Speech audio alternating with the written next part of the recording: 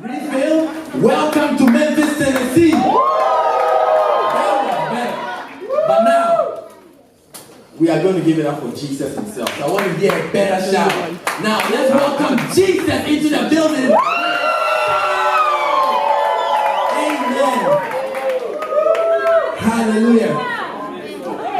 Amen. Amen. Many of you don't know me. My name is Pastor Nee. Like your head, shoulder, knee. What's my name? Good. At least. There are a few things that I need you to know before you leave here. Number one, my name is Pastor Nee. Number two, I'm going to teach you a very easy scripture. Amen. But thank you so much, Refill, for coming into Memphis and for gathering all these people for Christ. Amen. There is no gathering that is as important as such a gathering. Because the Bible tells us that a day in the courts of our God is better than 1,000. Wow. So whether it's $1,000, 1,000 houses, 1,000 cars, 1,000 sheep, goats, 1,000 mansions, whatever, it's better than anything you can count 1,000 of. So you are in a place that is better than any thousands that you are looking for. Amen. Yeah. And if you come to such a place and you leave the same, you've just lost 1,000. Whether it's $1,000 or 1,000 houses, 1,000 cars, you just lost 1,000. Amen. Tell your neighbor, I'm not going to lose 1,000 this evening. Hallelujah. Amen. Well, John chapter 3 verse 16. Let's get into the word. Amen. How many of you know John 3:16? Don't say we all know it. Everybody knows it. Share. You'll be surprised. John 3:16. Look, don't just lift up your hand because I might call you. So if you know it, just give me a wave. Alright, now the hands have become fewer. Okay. No problem. It's alright. It's alright. Alright. How about John 3:15? John 3:15. Okay. How about John? Oh, somebody knows John 3:15. Good. Clap for him. Two people. Clap for them. How about an easy one? John 3:17. Okay. I see a few more hands. Good. Good. Powerful. Now, I want us to quote John 3:16. I want us to say John 3:16. Let's all say it together. John 3:16. For God so loved the world that he gave his only begotten Son, that whosoever believeth in him shall not perish, but have everlasting life. Can we say it again? Yes. Let's try it again. John 3:16. For God so loved the world that he gave his only begotten Son, that whosoever believeth in him should not perish, but have everlasting life. You know, you need to hear something about 7 times for you to remember it. And if for nothing at all, the second thing I want you to leave here this evening is knowing John 3:16. Amen. Yeah, I want you to know it. John 3:16. So we are going to say it one more time. Can we say it one more time? Are you tired of saying John 3:16? Look, it is the base scripture. You should know John 3:16. Amen. So let's all say it together. If you don't know it as you are saying it, try and follow as we are saying it so that you can get it. Okay? So let's say it. John 3:16. For God so loved the world that he gave his only begotten Son, that whosoever believeth in him should not perish, but have everlasting life. Only the ladies. John 3:16. Let's go. John 3:16. I like your voice. For God so loved the world that he gave his only begotten Son, that whosoever believeth in him should not perish, but have everlasting life. Can the guys try it? I want some bass, guys. Let's hear it. John 3:16. For God so loved the world that he gave his only begotten Son, that whosoever believeth in him shall not perish, but have everlasting life. And for the last time, all of us together, the seventh time, say it loud. John 3:16. For God so loved the world that he gave his only begotten Son, that whosoever believeth in him shall not perish, but have everlasting life. Amen. Clap for yourself. God does not want you to perish. God does not want you to perish. He loves you so much, he does not want you to perish. Oh, yes. And tonight, I want to teach you and let you know one thing. That if anybody here perishes, it depends on you. Yeah, it depends on you. Look, take to your neighbor and say, bruh. If you perish, it depends on you. Amen. Oh, look, if you perish, it depends on you. Look, one day. When I say one day, you say one day. So one day, there was a certain man. Powerful, you've got the spirit. Alright. So one day there was a certain old man. And this old man was very wise. In his village, I mean, how many of you have seen villages before? Me, I've seen some villages before. When you come to America, you don't sometimes understand what villages are. But where I come from, a village, we all know ourselves. Yeah. And there are some wise people in the villages that when we need advice, we go to them. Now when you need advice, you go to Google. It's not your fault. Google has become your old man. But this old man was so wise, and any issue they go to him, the old man will give them an answer. And there was a little boy. The little boy could not understand how this old man knows everything. Why everybody goes to this old man? So he said, look, I'm going to try this old man. So he went to catch a labalaba. Do you know what a labalaba is? Oh, I don't have some people from. Okay, a labalaba is a butterfly. Okay? Labalaba, yeah. A labalaba is a butterfly. This young guy went to get a butterfly. He said, I'm going to go to this old man and I'll ask this guy, is the labalaba in my hand dead or alive? If the old man says the labalaba is dead, I'll release the butterfly and says, you are lying today. But if he says that the labalaba is alive, then I'll crush it. And then I'll say, you are lying.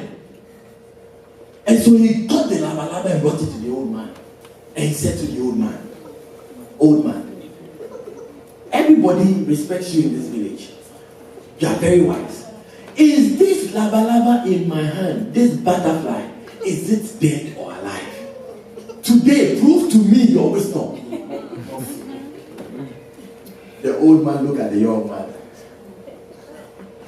He stared at his face.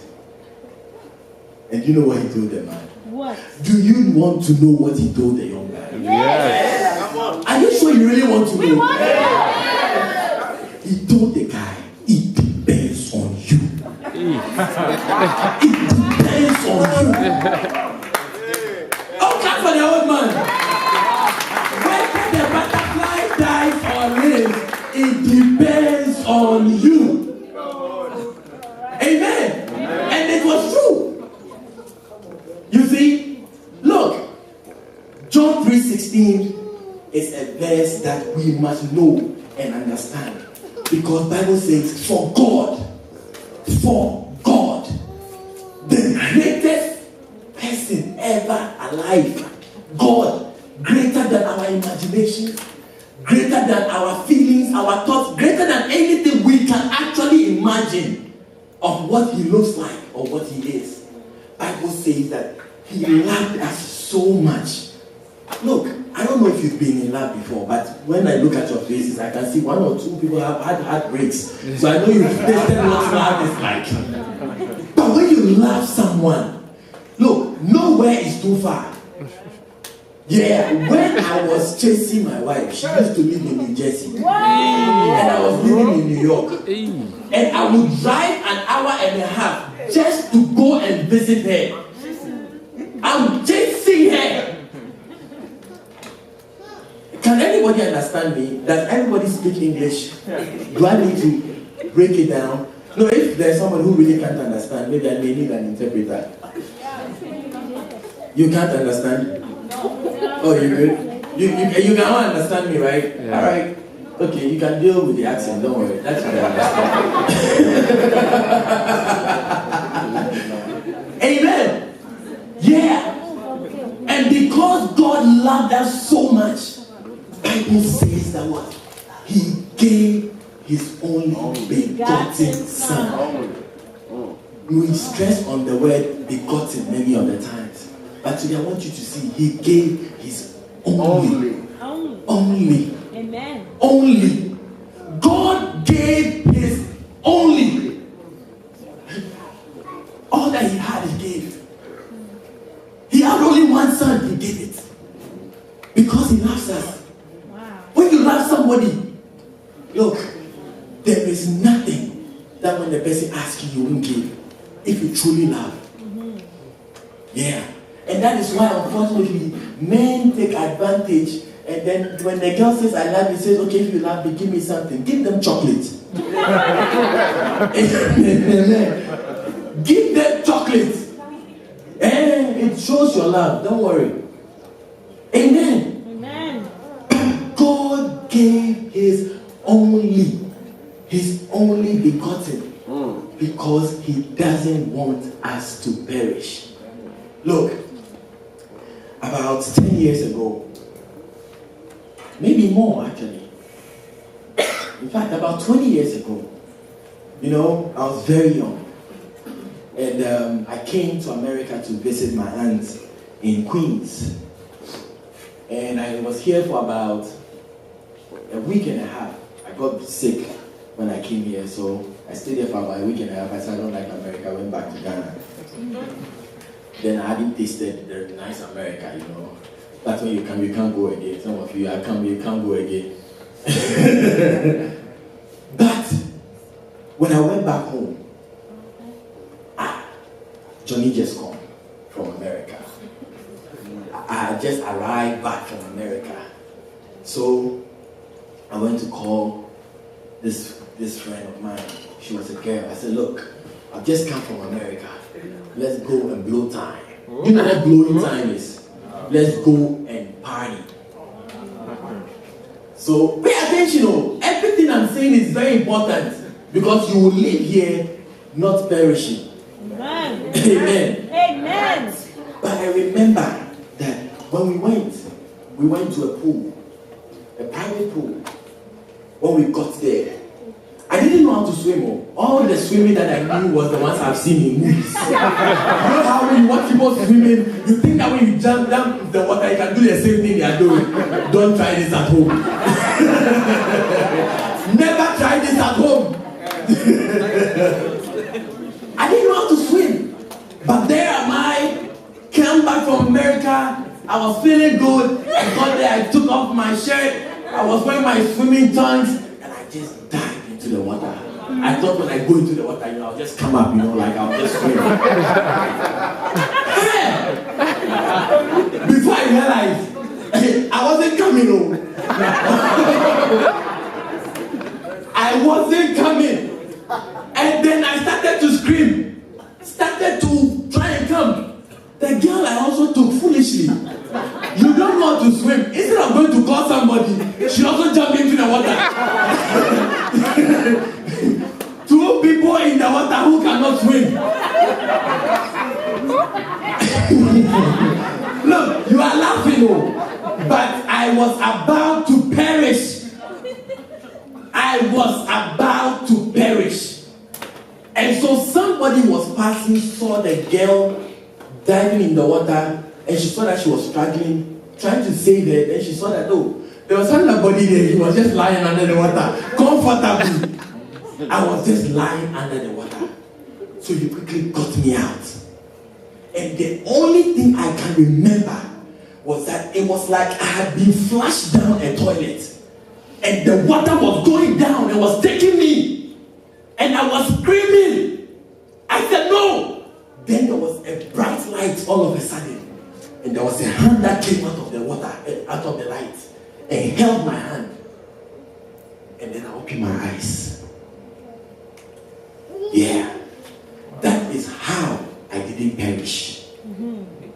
That is how I didn't perish. And that's why when I tell you that God loves you and doesn't want you to perish, I'm not joking. Because I have seen what it's like to almost perish because I was going straight to hell because I didn't know what I know today. Hallelujah. Amen. Look, it depends on you. Because God has made it so easy. Many times if you have to go and write an exam, you need to study many books. If you have to go and write an exam, you need to read and study and do many things. God has given us an easy exam. He said what? That whosoever believeth. The greatest thing that it takes for somebody who doesn't believe in Jesus to be saved is that they will believe. Which a 3-year-old can do, a 10-year-old can do, a 50-year-old can do. Anybody can believe. Anybody can believe. Anybody can believe so that you will not perish. Anybody. My sister, please stand. Okay. Can I move your chair? Good. Sit down. Why didn't she ask if this chair will support her? Why didn't she ask, oh, will this chair hold me? But I said, just sit down. She just sat because she believes that this chair is able to hold her weight. She didn't question it. Many of us, we take our phones and we are calling Congo. You don't see any connection. You don't see any wire. But you believe it so much that when it doesn't work, you are angry. Like, why is this not working? Because it is supposed to work. You believe that much. Why can't you believe that God does not want you to perish?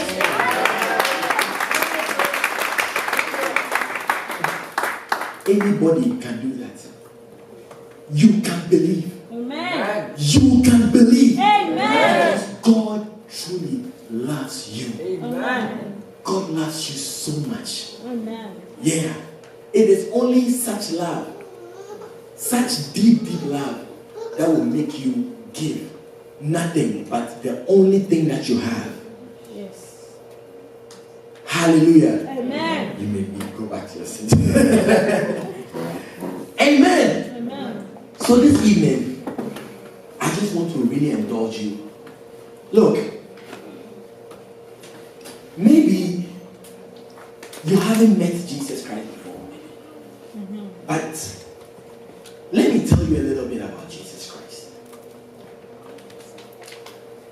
Long ago, there were two people. Their name was Adam and Eve. The Bible says in the book of Genesis, God made them. God gave them dominion. Dominion is authority and power. Now, when he gave it to them, Adam and Eve did something. They obeyed another. And the Bible says that whoever you obey, you become servants to the person. So by Adam and Eve trusting what Satan told them and following what Satan did, they became servants to Satan. And so God, who was holy and who was sinless, could not contain them in their presence. He said to them that the day you shall eat of this fruit, you shall what? Die. Now I'm sure some of us have had people die that are close to us. Why don't you keep those people that are dead in your bedroom? You don't understand my question. Let me ask it again. I said that when the people you claim you love so much die, why don't you keep them in your bedroom? Even you, a human being, knows that when somebody dies, you separate them. That's right. And take them to a place that is distant. God could not contain us because we were dead, and He had to separate us. That's right. But that did not stop Him from loving us. Just like when we love people and they die, we go to the gravesites to visit them. God did many things to save us. He did many things so that He would win us back. Amen. Yeah. Yes. And so He chose a group of people. He called them Israel. He said, look, I'm going to lead you. And I'm going to show you what it will be like for anybody who follows me. And He gave the promise to Abraham. For those of you who haven't really read the Bible before, we are reading the Bible. Okay? Yeah. And all through the Bible, God tried through Moses, through Gideon, through different people to bring people back to Him. Yes. But like it says that, like the parable Jesus said, there was a certain man, he sent his slaves into the vineyard, and then the vine dressers were beating the slaves, and at the point he sent his own son. Jesus sent prophets to come and tell us what to do. All the things they were telling us, we were actually becoming more wicked. So at the point he said, look, I will send my only son. The only son I have, I will send him into the midst of these people. And so Jesus came. Jesus, all of us are born of the seed of man. Because a man carries a seed, and the seed is planted in a woman, and that is why a woman gives birth. But in the case of Jesus, God said, no, I cannot use a man's seed. So God allowed, the angel said to Mary, saying that the Holy Spirit shall overshadow you. And that which shall be conceived in you, the seed that shall come inside you, shall be a holy thing. And you shall give birth to a son, and you shall call him Jesus. For he shall be the Son of the Most High. Amen. Amen. And so Jesus Christ was God because He was the seed of the Holy Spirit. That's right. But He was also man because He was born of a virgin. Are we there? Amen. Do you understand what I'm saying so far? Yes. If you don't understand, give me a high five. Just wave to me. I will break it down. Good. And so Jesus was born into this world. And when Jesus came to live a life to show us what it means to have a relationship with the Father. Amen. But after walking on this earth for a few years, He decided to go to the cross. But I'm telling you all these stories because science has shown us a lot of things. And because of science, a lot of people say they don't believe in God. But there is one thing that science has never explained to us. What happens when we die. That's right. Science can never tell you what happens to you when you die. They can do pathology and say this tissue and this tissue made you die. But what happens when you die, no scientist can tell you. But right. Jesus said there was a certain man. There was a certain rich man. He was clothed in purple and fine linen. He was eating chicken every day. He was enjoying himself. That rich man had money. He was living and wearing purple. Because of that, I like wearing purple, Because, hey, are you going? Don't go. Please, come and sit down. I need you to hear this. Give me 5 minutes, I'll finish. Give me 5 minutes, I'll finish, please. I can beg you, I can go on my knees. Thank you. Clap for them for coming back.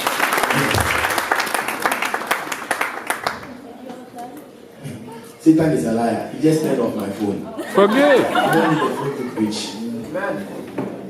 Amen. Amen. Yeah. He said in Luke chapter 9, verse 16, he said there was a certain rich man.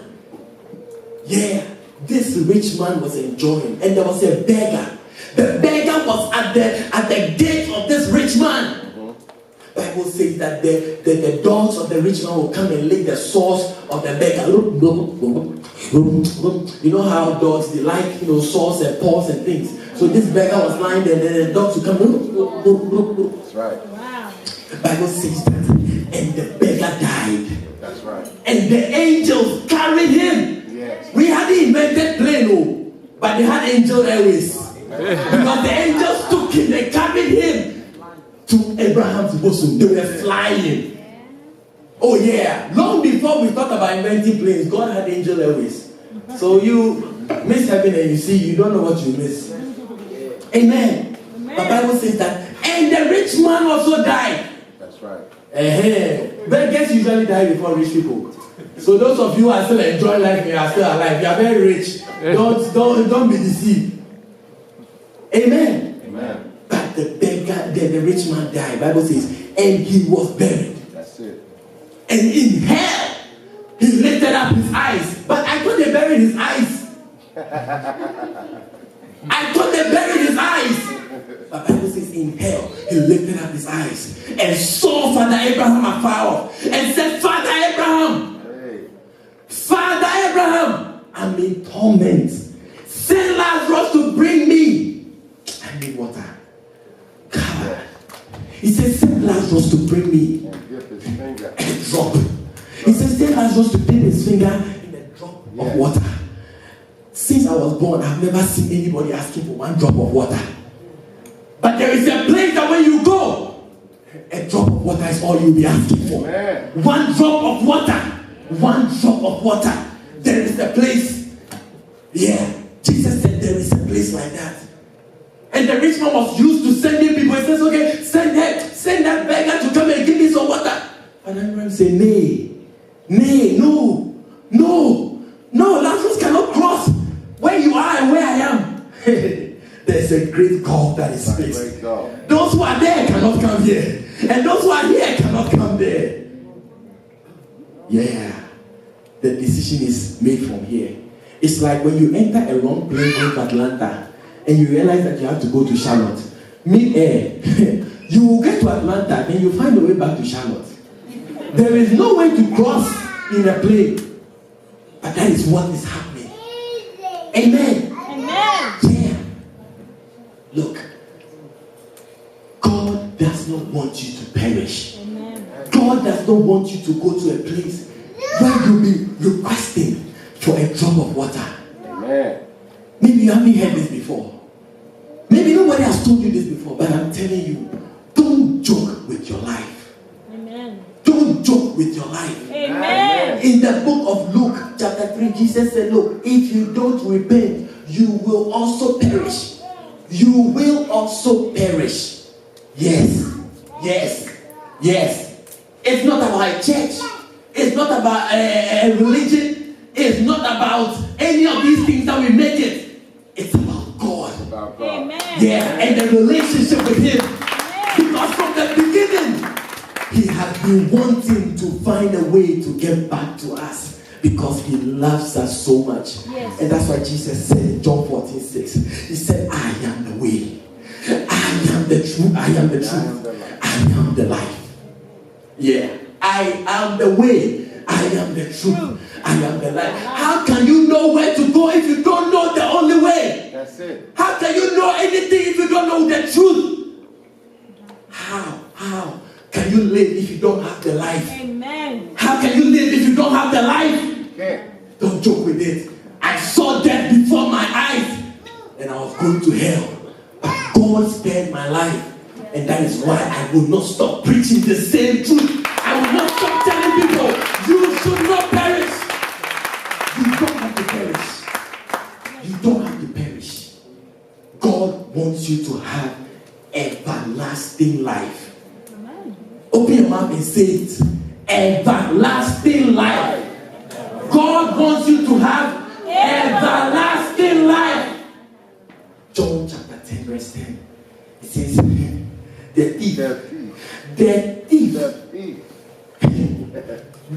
thief, how many of you would like thieves to visit you? No. The Bible says that the thief cometh not, but for to steal, to kill, and to destroy. But Jesus said, I am come that they might have life and have it more abundantly. More abundantly. Amen. Look, church, people, friends, if you don't have Jesus as your Lord and personal Savior, if you cannot stand confidently and say, Jesus is my captain, Jesus is my Lord, you are in a dangerous place. Amen. Yeah. You are in a very dangerous place. Yes. John chapter 3 verse 10. What does John chapter 3 verse 10 say? It's a very, very common scripture.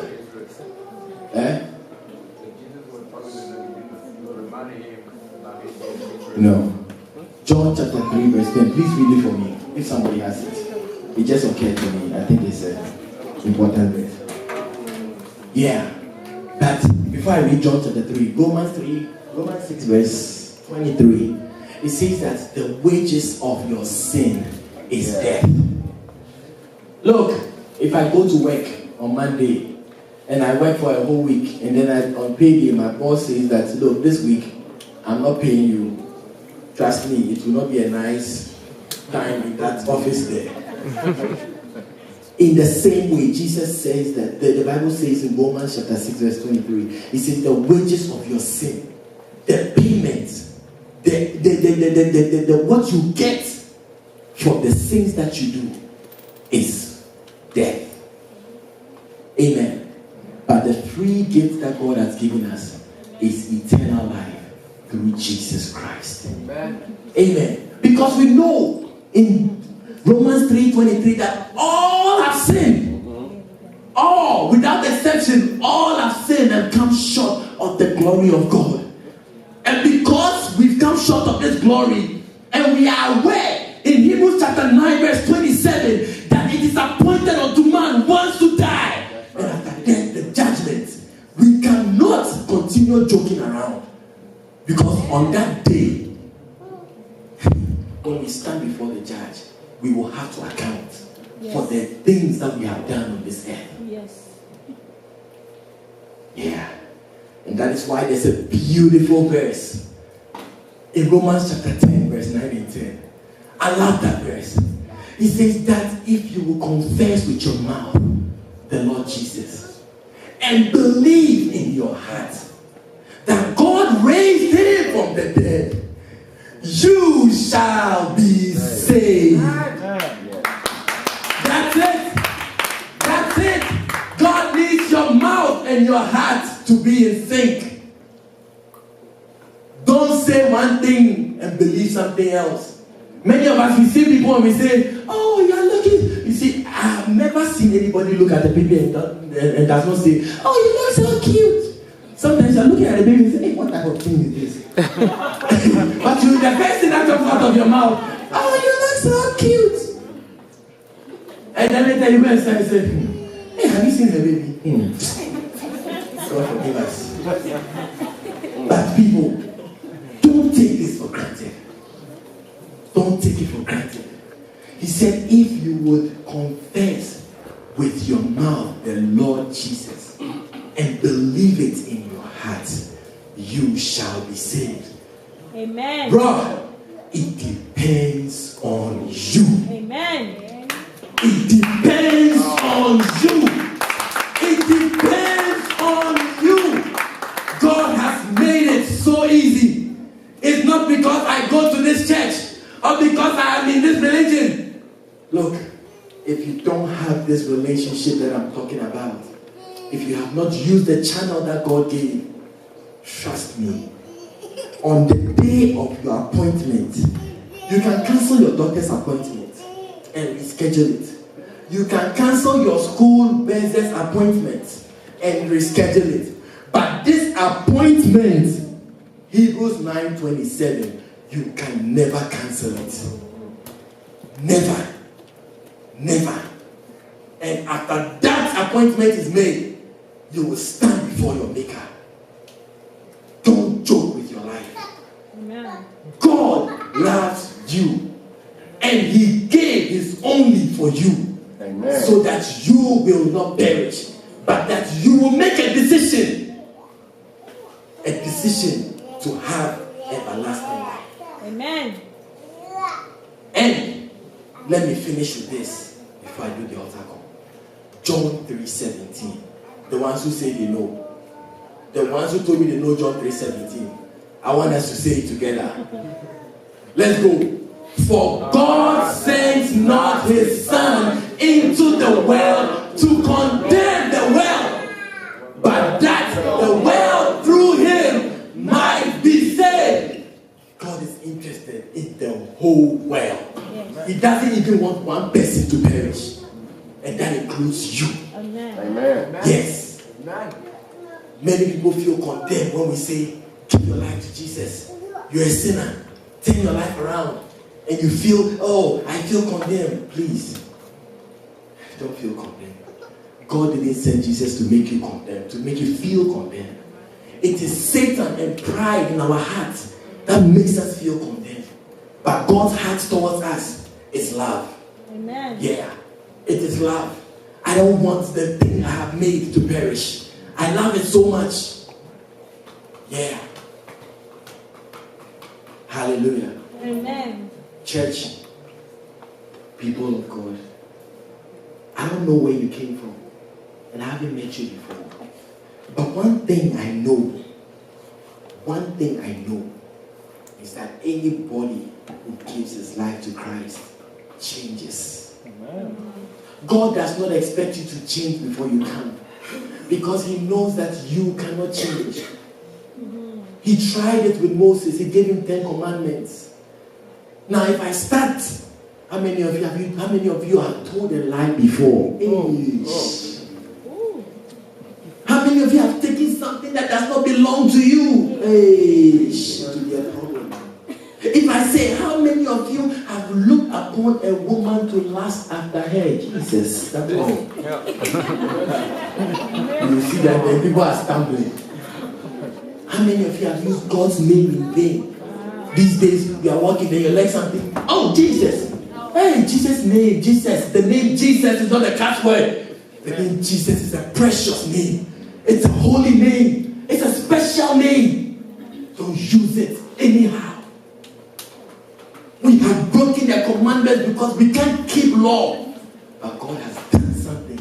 He sent His special gift. He says, just believe. Because the day you accept Jesus and you believe in Him, trust me, this is what He does. Jesus said, I will not leave you comfortless, but I will give you the Holy Spirit. Because He knows that without the Holy Spirit, you cannot make it. And so Jesus gives you the Holy Spirit, and you begin to do the works of God. Bow your heads. Amen. Look, you have heard me speak. You have heard this message. This message is intended for one thing, that if you don't know Jesus, you will give your life to Him. If you are in this room, you have been playing church, you have been going to church and coming, but truly in your heart, you know that Jesus is not your Lord and Savior. Don't take this day, don't take it as a joke. I am not here by accident. You are not here by accident. You are hearing me because God intends for you to hear me. And if you cannot make that claim on Jesus as your Lord and Savior, today, Bible says, if you hear His voice, don't harden your hearts. Don't be too stubborn. Don't let the people sitting around you make you feel bad. If you can't lay claim on the fact that Jesus is your Lord and Savior, I want you to do one thing. I'm going to pray with you. I'm really going to pray with you. And I want you to pray this prayer. But it's important that you show publicly. So I'm going to ask everybody to bow their heads so that you don't feel like somebody is looking at you. If you don't know Jesus as your Lord and personal Savior, if you cannot say that this free gift that God gave, you have taken it, I want you to just give me away. Just give me away. Just away. And don't feel ashamed. Do not feel ashamed. Because I remember that I had to pray this prayer once.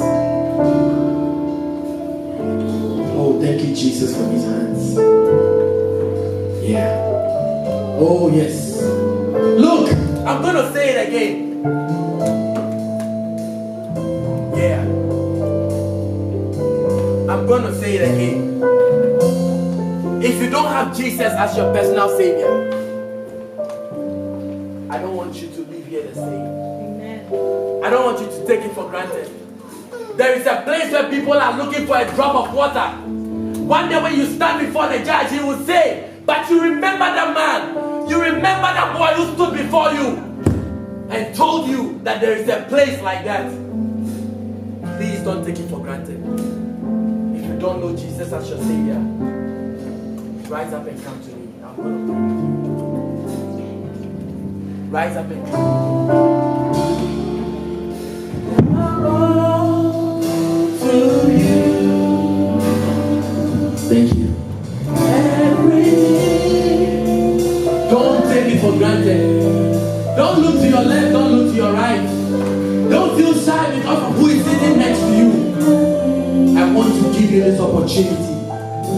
If you cannot boldly say that I have this for sure, that if I die today, I am assured of the fact that I'm going to make it to heaven.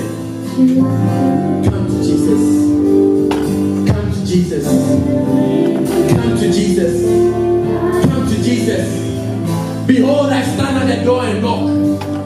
Behold, I stand at the door and knock. If anyone opens, I will come in. Please. This is a matter of life and death. This is a matter of you perishing and you having eternal life.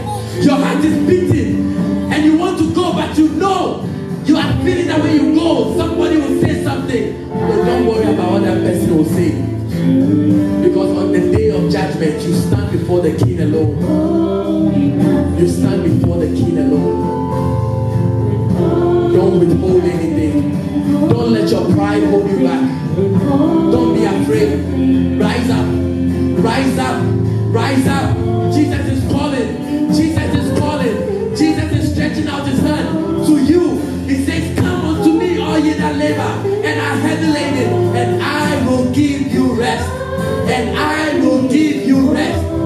Don't take it for granted. Don't take it for granted. Look, on the day of judgment, you shall stand before the King alone. Jesus, thank you. Thank you. Now, when you go to the airport and the planes are about to fly, there's always the last call. There's always the last call. They say, this is the final call for flight 333. This is the final call. On this day, for the flight leaving to heaven, those whose name will be written in the book of life, this is the final call. If you don't have Jesus as your Savior, rise up. Rise up and come. Rise up and come. This hand that is being stretched to you, trust me, one day, God will tell you that he stretched his hand and he called you, but you never came.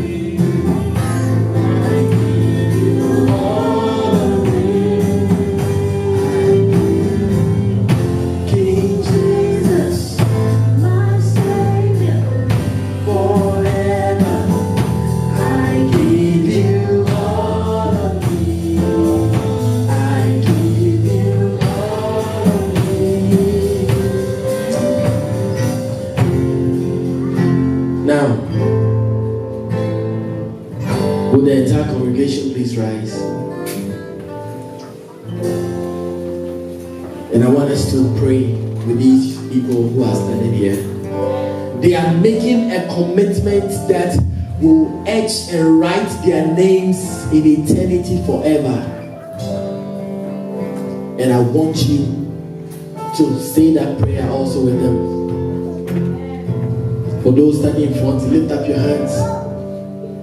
And I want you to pray this prayer after me. Jesus said, if you confess with your mouth the Lord Jesus and believe in your heart that God raised him from the dead, you shall be saved. I believe there's one more lady. There's one more lady. Your heart is beating and you know, but you're still holding on. Don't hold on. Don't hold on. I don't know who you are, but God is calling you. God is calling you. If you cannot guarantee, there's one more lady.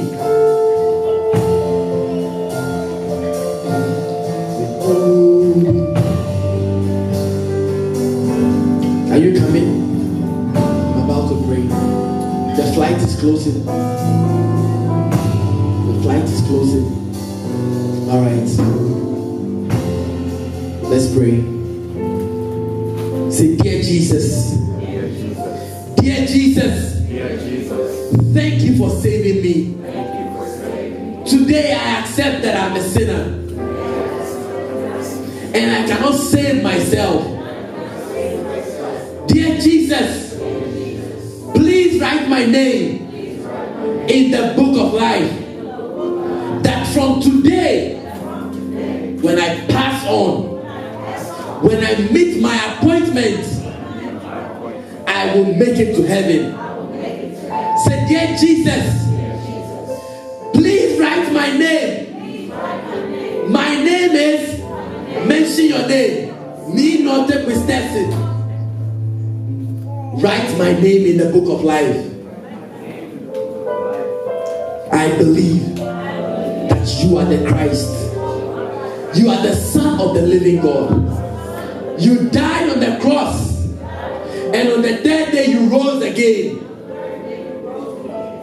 By this faith, I am saved. I am saved. I believe it in my heart, and I say it with my mouth that I am saved. Now say, Satan, listen carefully.